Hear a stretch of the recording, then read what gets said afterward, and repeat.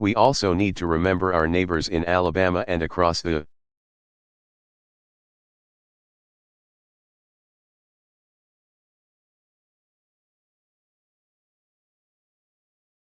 South that have been devastated by terrible storms from last week.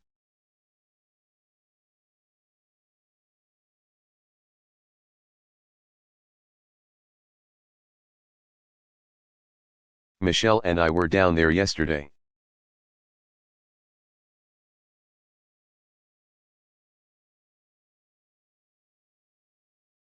And we've spent a lot of time with some of the folks who have been affected.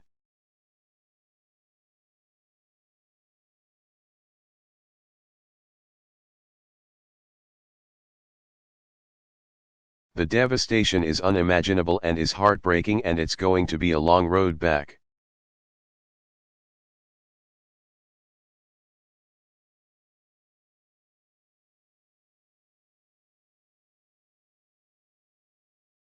And so we need to keep those Americans in our thoughts and in our prayers.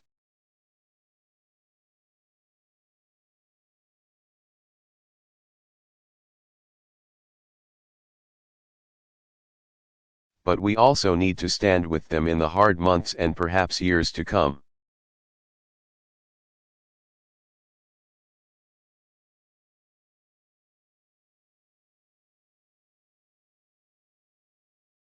I intend to make sure that the federal government does that.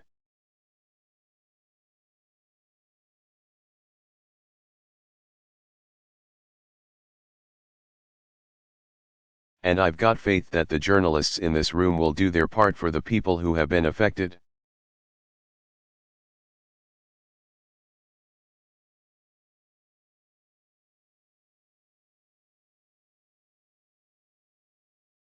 By this disaster, by reporting on their progress, and letting the rest of America know when they will.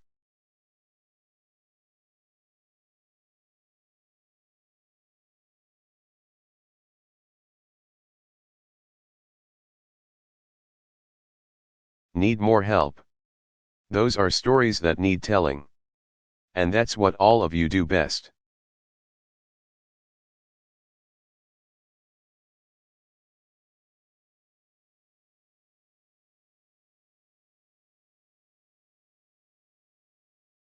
Whether it's rushing to the site of a devastating storm in Alabama, or braving danger to cover a revolution in the Middle East.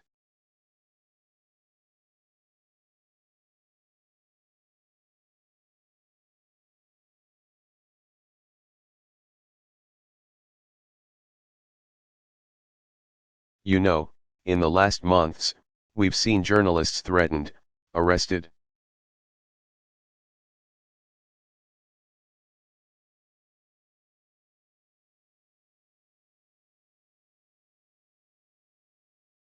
Beaten, attacked, and in some cases even killed simply for doing their best to bring us the story.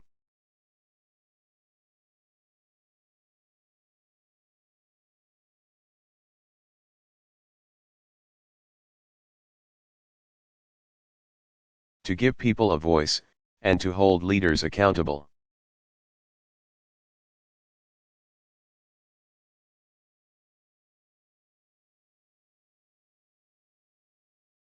And through it all, we've seen daring men and women risk their lives for the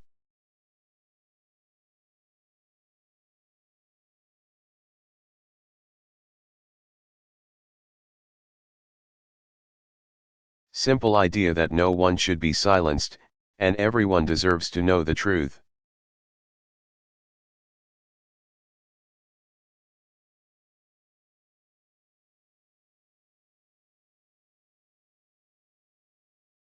That's what you do.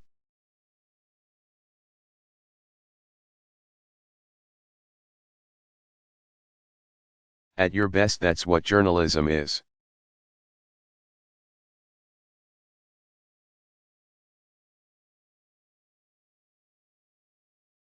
That's the principle that you uphold.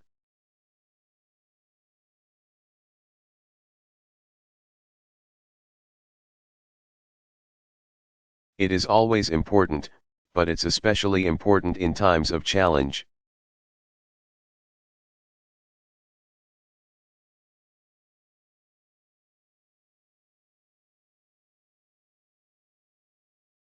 like the moment that America and the world is facing now.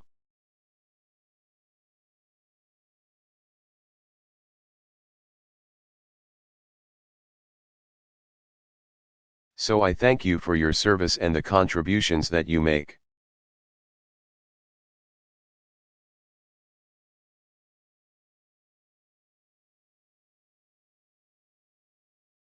And I want to close by recognizing not only your service, but also to remember those that have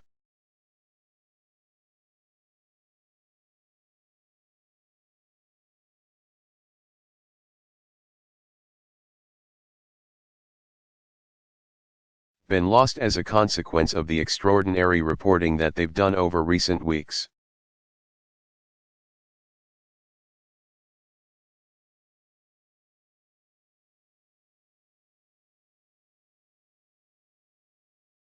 They help, too, to defend our freedoms and allow democracy to flourish.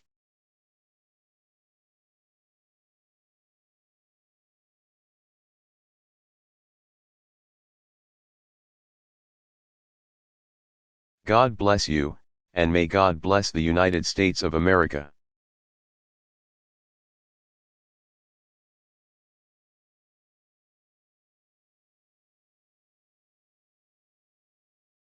Barack Obama.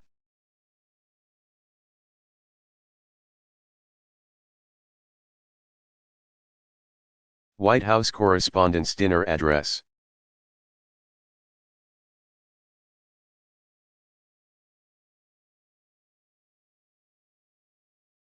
Delivered April 25, 2015, Washington, D.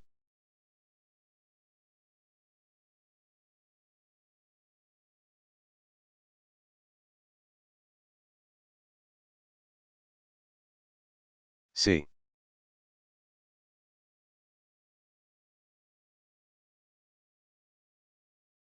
Good evening, everybody.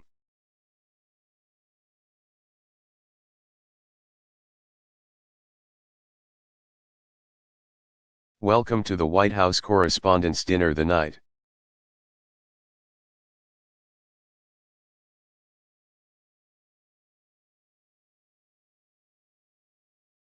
When Washington celebrates itself, somebody's got to do it.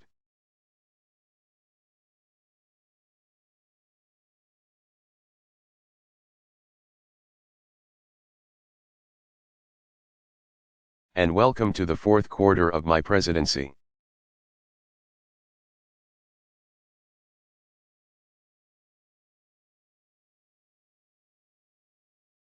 It's true that was Michelle cheering.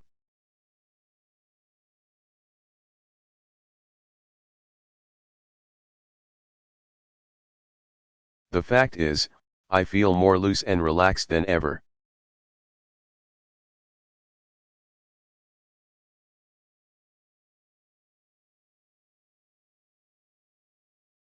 Those Joe Biden shoulder massages, they're like magic. You should try one. Oh, you have.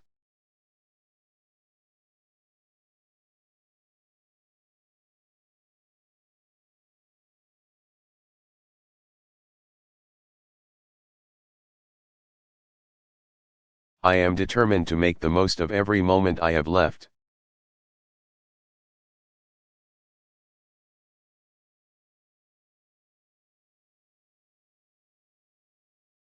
After the midterm elections, my advisors asked me, Mr.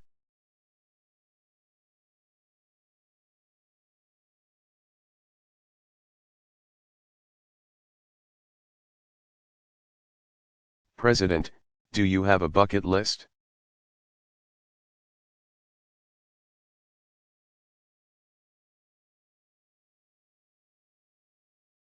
And I said, well, I have something that rhymes with bucket list.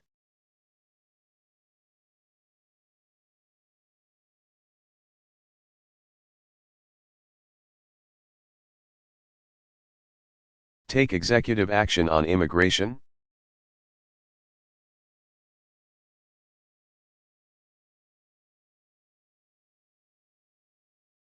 Bucket. New climate regulations. Bucket. It's the right thing to do.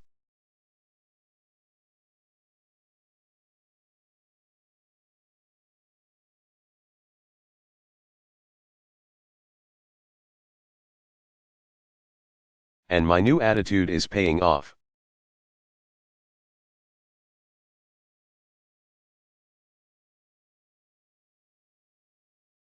Look at my Cuba policy.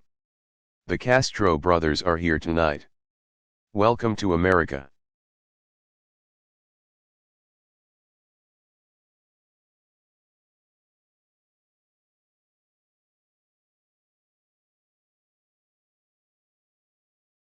Amigos. ¿Qué pasa? What? It's the Castros from Texas? Oh. Hi Joaquin. Hi Julian.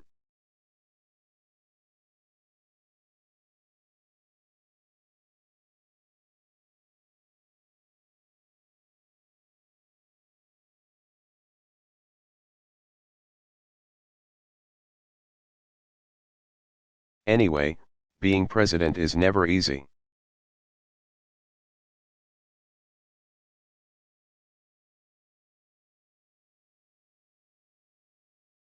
I still have to fix a broken immigration system, issue veto threats.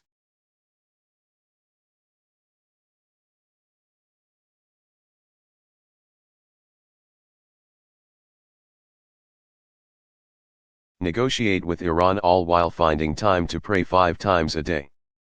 Which is strenuous.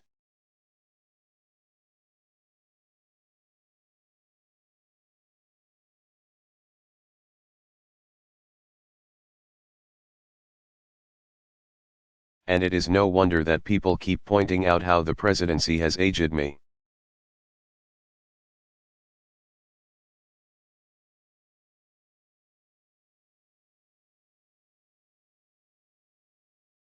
I look so old.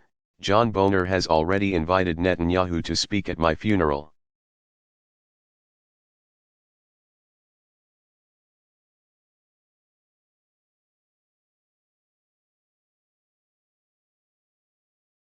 Meanwhile, Michelle hasn't aged a day.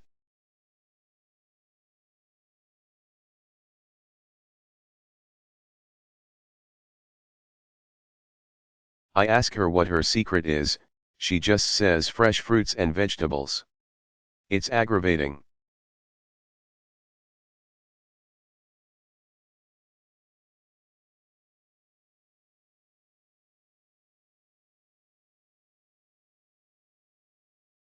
The fact is, though, at this point, my legacy is finally beginning to take shape.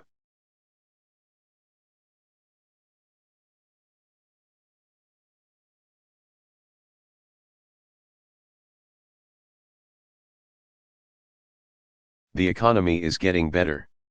9 in 10 Americans now have health coverage.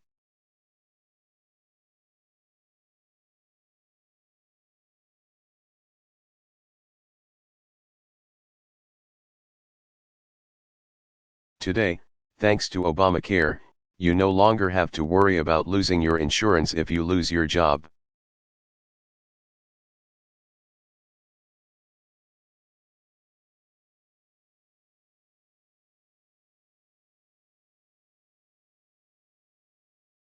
You're welcome, Senate Democrats.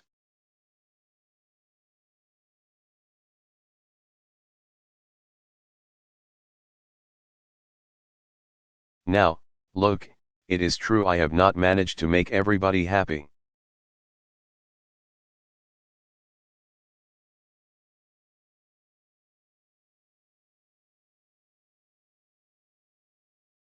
"6 years into my presidency, some people still say I'm arrogant and aloof.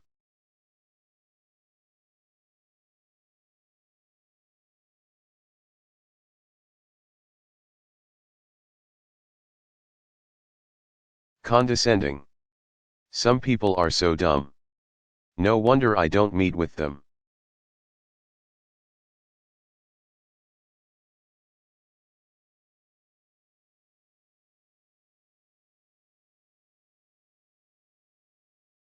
And that's not all people say about me.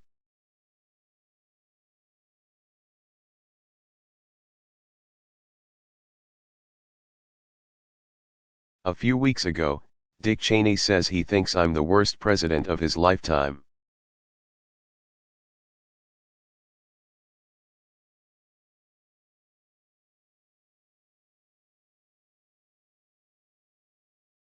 Which is interesting.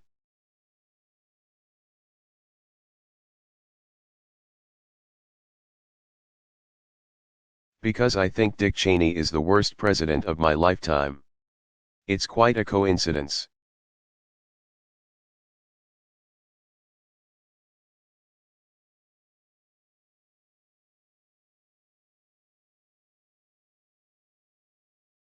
I mean, everybody has got something to say these days.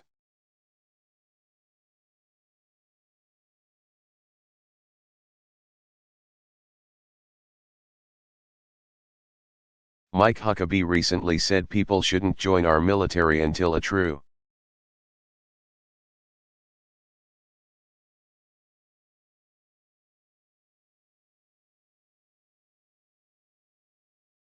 conservative is elected president. Think about that. It was so outrageous.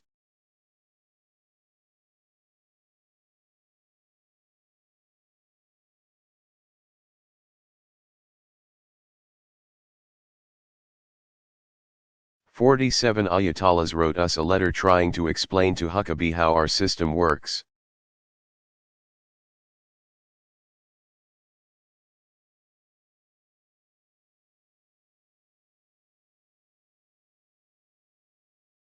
It gets worse.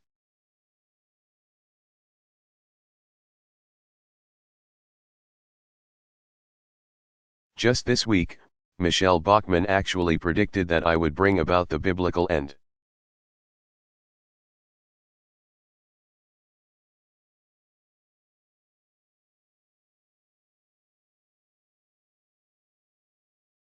Of days. Now that's a legacy. That's big. I mean, Lincoln, Washington, they didn't do that.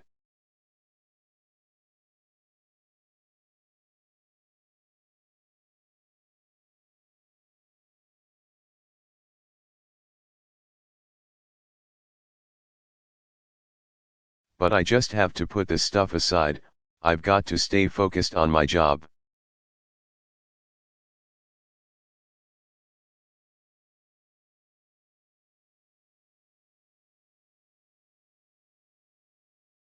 Because for many Americans, this is still a time of deep uncertainty.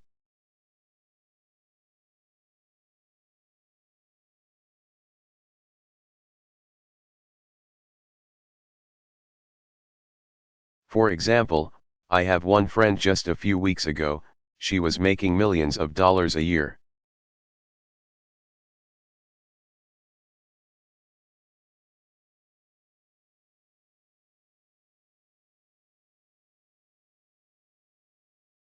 And she's now living out of a van in Iowa.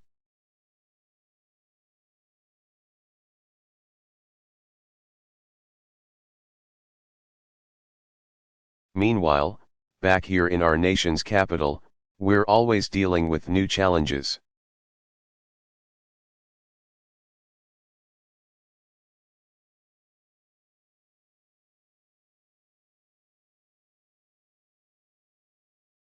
I'm happy to report that the Secret Service, thanks to some excellent reporting by White House correspondents,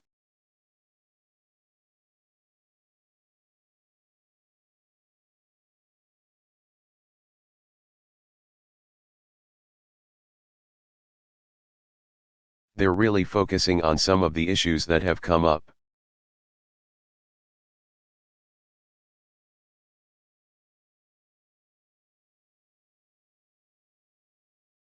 And they finally figured out a foolproof way to keep people off my lawn.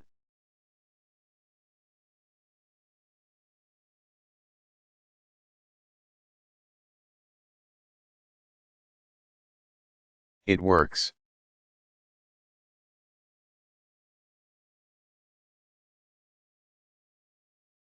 And it's not just fence jumpers.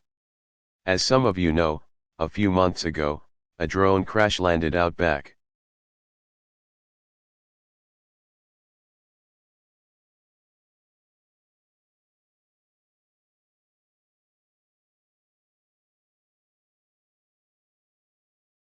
That was pretty serious, but don't worry, we've installed a new, state-of-the-art security system.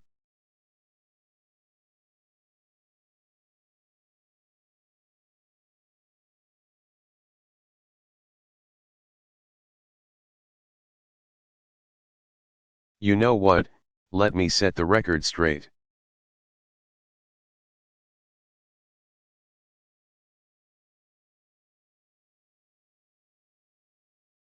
I tease Joe sometimes, but he has been at my side for 7 years now. I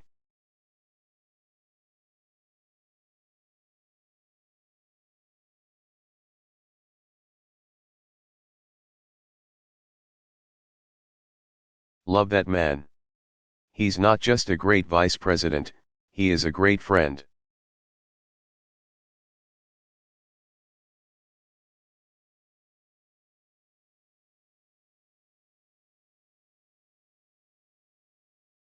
We've gotten so close, in some places in Indiana, they won't serve us pizza anymore.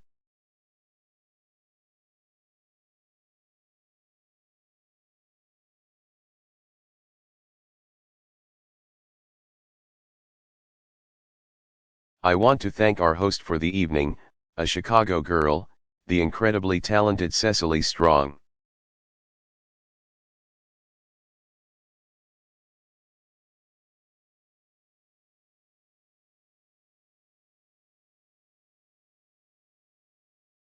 On Saturday Night Live, Cecily impersonates CNN anchor Brooke Baldwin.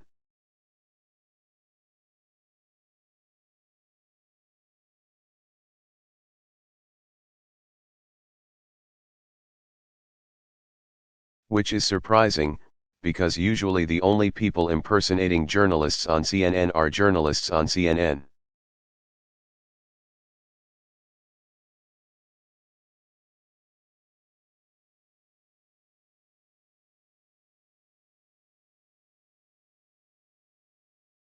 ABC is here with some of the stars from their big new comedy, Blackish.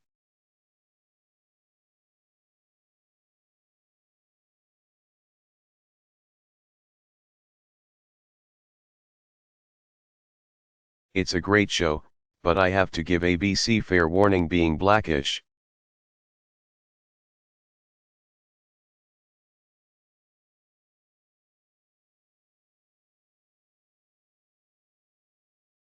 Only makes you popular for so long. Trust me. There's a shelf life to that thing.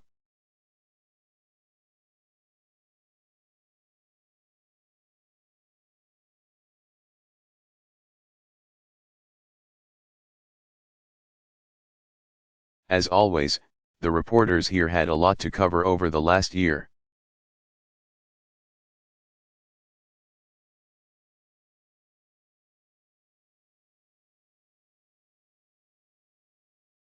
Here on the East Coast, one big story was the brutal winter.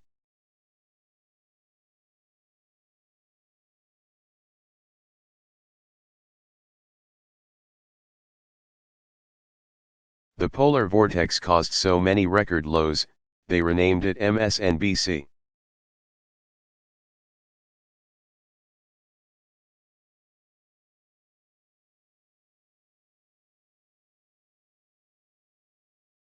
But of course, let's face it.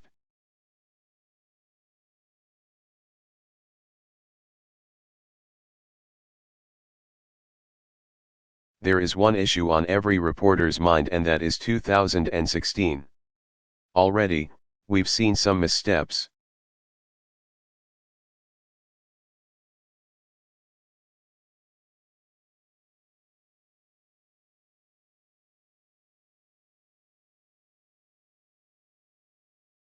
It turns out Jeb Bush identified himself as Hispanic back in 2009. Which, you know what, look.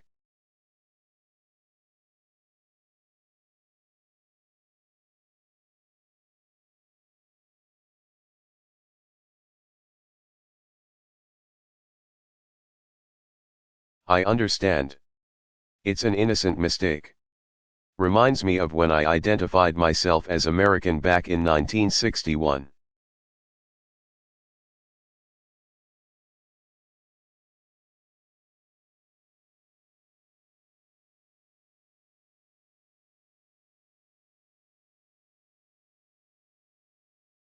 Ted Cruz said that denying the existence of climate change made him like Galileo.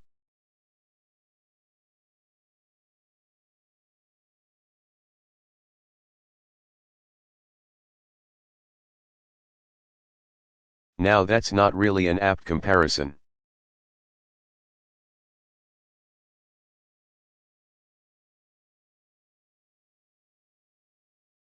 Galileo believed the Earth revolves around the Sun.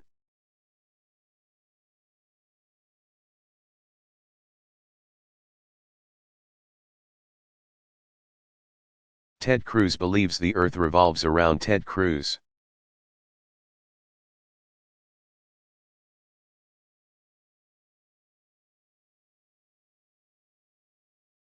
And just as an aside, I want to point out,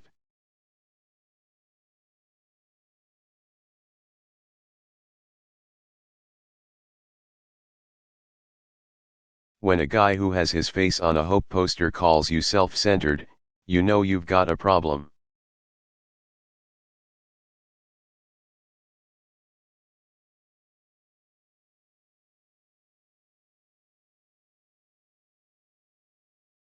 The narcissism index is creeping up a little too high.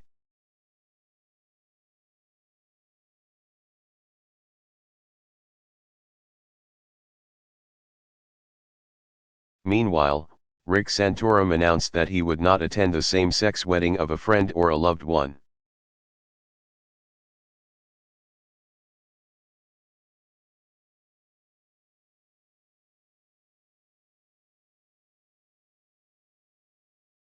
To which gays and lesbians across the country responded, "That's not going to be a problem.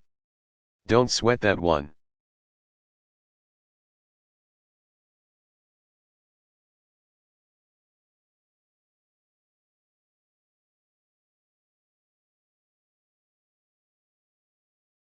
And Donald Trump is here.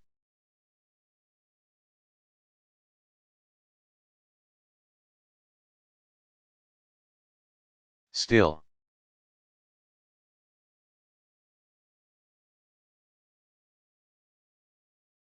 Anyway.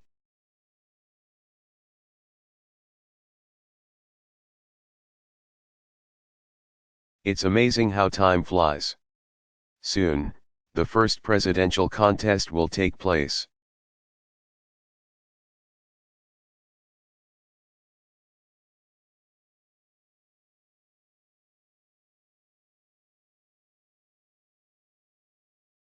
And I for one cannot wait to see who the Cook brothers pick.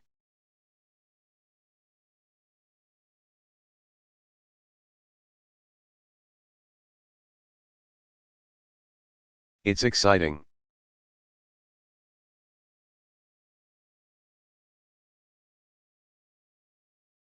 Marco Rubio, Rand Paul, Ted Cruz, Jeb Bush, Scott Walker. Who will finally get that red rose? The winner.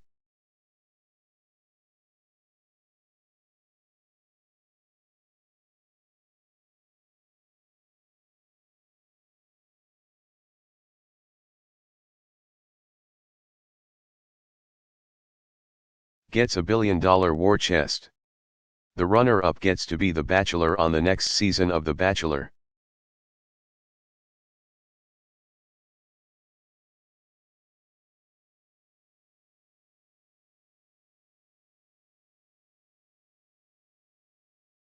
I mean, seriously, $1 billion. From just two guys. Is it just me, or does that feel a little excessive?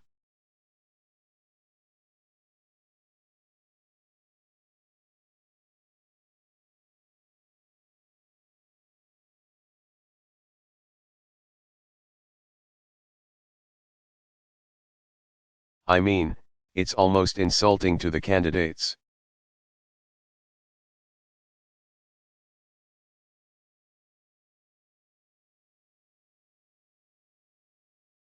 The Cook brothers think they need to spend $1 billion to get folks to like one of these people.